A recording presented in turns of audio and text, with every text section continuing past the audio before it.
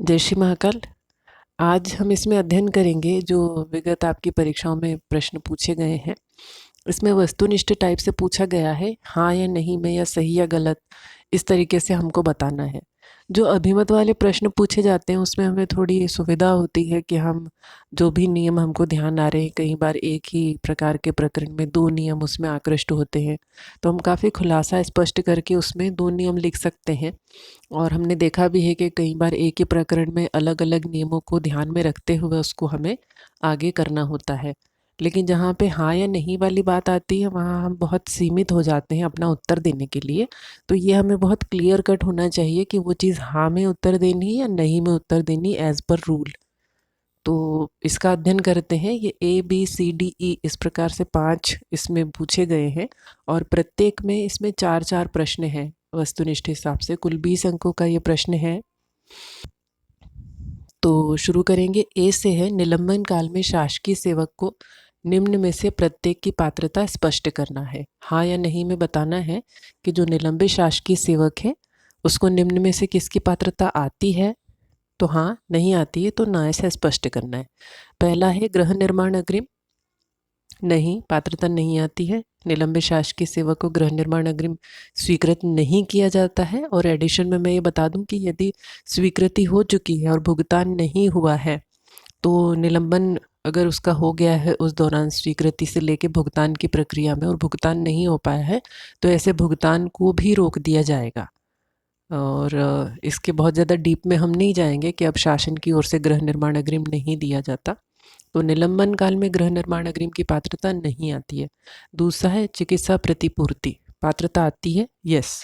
यदि कोई शासकीय सेवक निलंबित भी होगा तो उसे नियमानुसार चिकित्सा प्रतिपूर्ति प्राप्त करने की पात्रता होगी।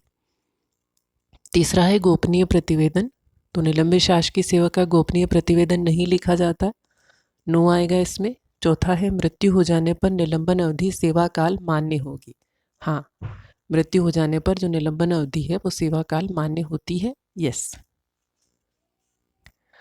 बी देखते हैं, दैनिक वेतनभोगी कर्मचारी को किस अवकाश की पात्रता है या नहीं, ये इसमें हमको बताना है।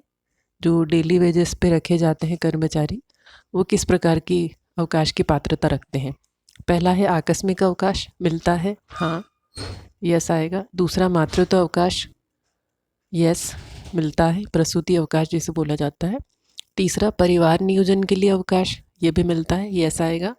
चौथा है अर्जित अवकाश, नहीं मिलता दैनिक वेतनभोगी कर्मचारियों को। तो इस प्रकार से हमें हाँ या नहीं में उत्तर देना है। सी में है स्थायी यात्रा भत्ता, फिक्स ट्रैवलिंग अलाउंस, किसको दे है या नहीं, ये हमें स्पष्ट करना है। पहला है जिला कार्यालय बल के आरक्षक, यानी पुलिस के आरक्षक, तो उनको पात्रता आती, हाँ। दूसरा सहायक पशु चिकित्सा क्षेत्र अधिकारी, इनको भी मिलता है, यस। तीसरा है सहायक ग्रामीण विस्तार अधिकारी, मिलता है, हाँ। और चौथा सहायक क्रीड़ा अधिकारी को नहीं मिलता है, नो आएगा। डी में हमसे पूछा गया है कि निम्न कथन सही है या नहीं, ये स्पष्ट करना है। तो सही या गलत ये बताना है इसमें। पहला है भारत से बाहर बाह्य सेवा पर राज्यपाल द्वारा अनुमति दी जाती है, गलत है, राष्ट्रपति महोदय द्वारा दी जाती है।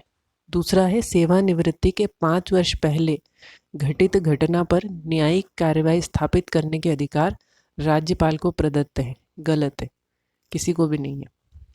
तीसरा विभागीय जांच के प्रकरण में एक से अधिक शक्तियाँ, क्षमा चाहूँगी, शास्तियाँ अर्थात लघु शास्ति के साथ साथ मूल शास्ति यानी दीर्घ शास्ति भी अधिरोपित की जा सकती है, हाँ, की जा सकती है एक ही विभागीय जांच में।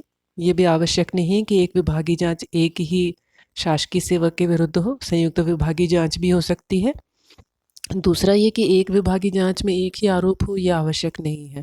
तो जितने आरोप हैं और जिस हिसाब से वो प्रमाणित अप्रमाणित या अंशतः प्रमाणित होते हैं तो उसके हिसाब से लघु शास्ति और दीर्घ शास्ति साथ साथ अधिरोपित की जा सकती है।